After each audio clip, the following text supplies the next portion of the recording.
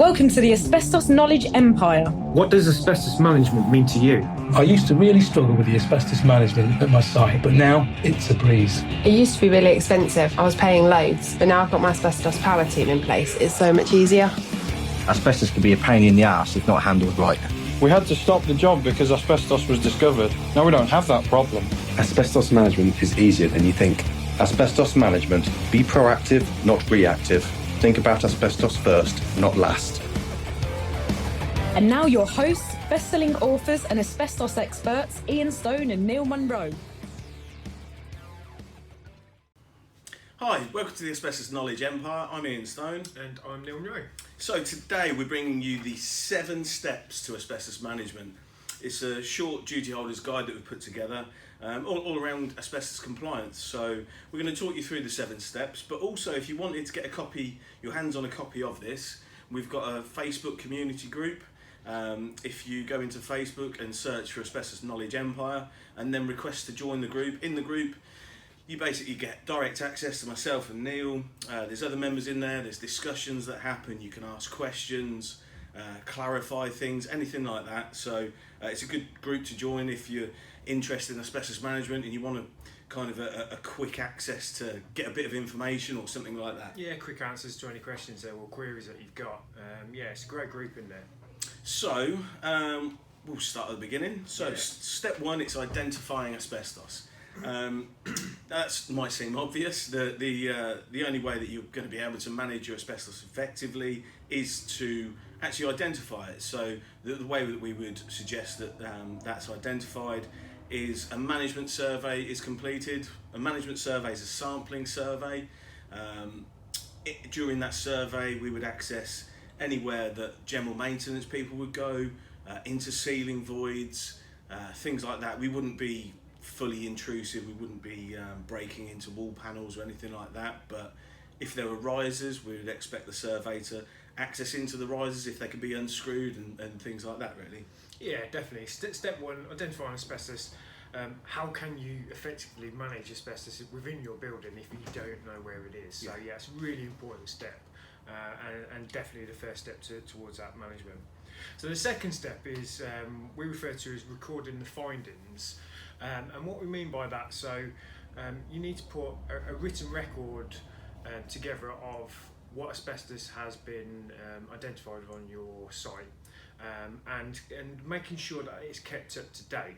That's really the important element, and also keeping any drawings up to date as well. So as you've undertaken works on your sites, updating the register if the asbestos materials have been removed or they've been remediated, so the conditions changed on those materials, and where you've changed the layouts of your building, making sure those asbestos plans are up to date, so anyone coming into your building or wanting to see that information is getting an accurate record of what's actually present on site. So that's a really important step, is keeping that information up to date. Yeah, there's no point in having the initial survey completed, your initial register completed, and then not keeping it up to date by, like Neil said, if you have works done, the second you have that done, that documentation is out of date, and it's no good to anyone. Yeah, and it's also keeping a record of the areas which have been inspected, and probably more important, the areas which haven't been inspected, and that includes where you've had a management survey, and you've had spot refurbishment surveys, is making sure, well, which areas have we had the refurbishment survey on and which areas haven't we had the refurbishment survey, and keeping that level of information up to date and sort of relevant for anyone that needs it is really important.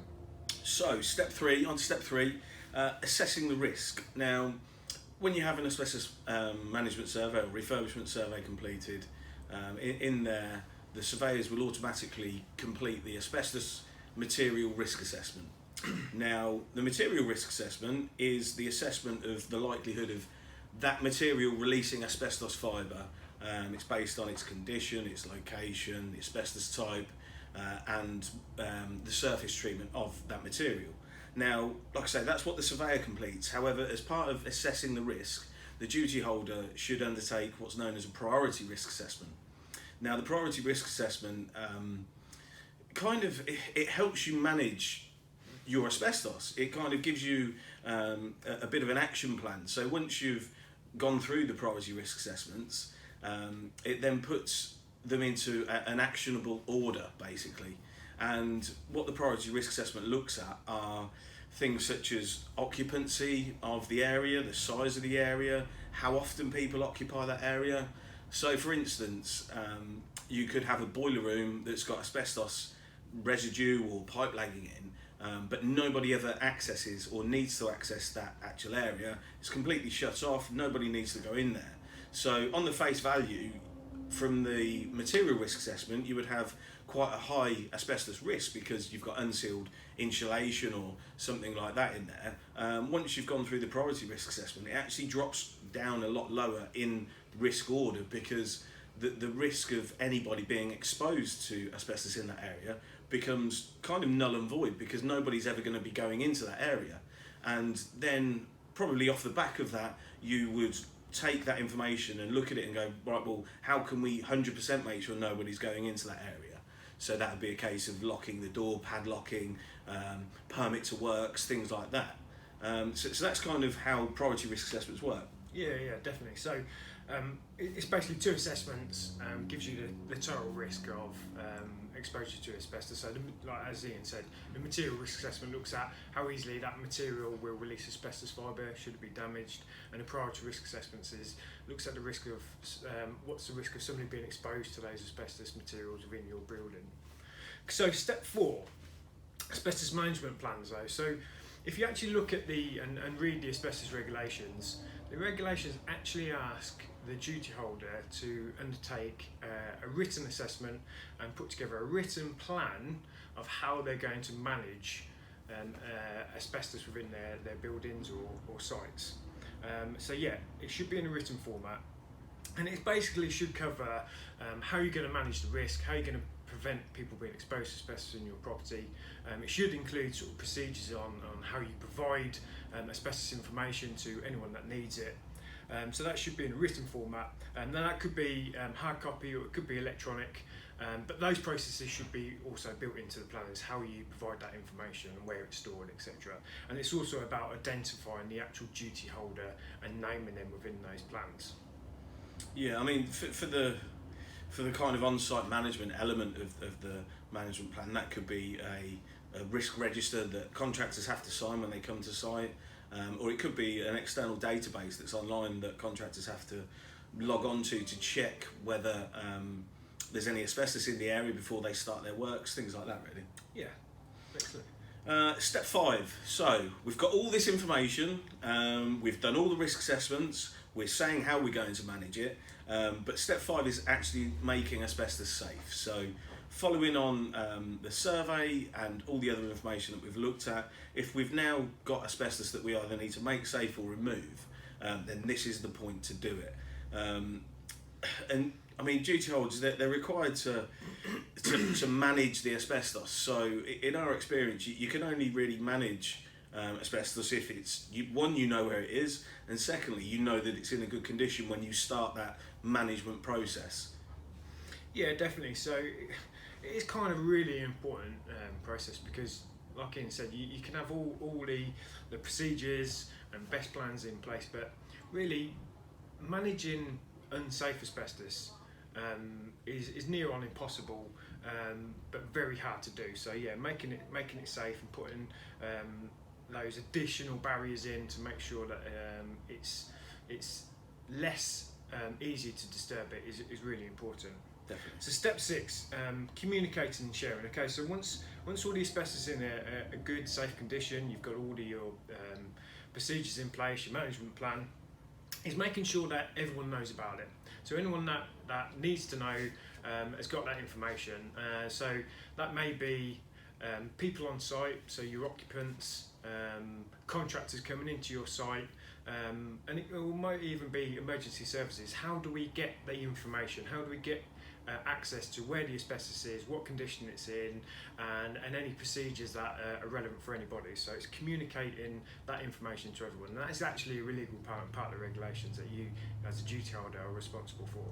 Yeah, I mean, just on that, it's kind of, we've all got a duty of care, and that kind of falls about that, but just about sharing the information. It's pointless having the asbestos information locked up in a filing cabinet and nobody can ever get their hands on it, and people don't understand where it is, and because then there's more of a risk. The more that we talk about asbestos, the less of a taboo subject it becomes. Yeah, definitely. I think duty holders are always a bit nervous, a bit scared, a bit apprehensive about sharing the information about asbestos because they see it as a negative. However, it really is a positive. If you're a duty holder that is really managing and is on top of their asbestos management, that should be a positive thing, and you should be open to share that information.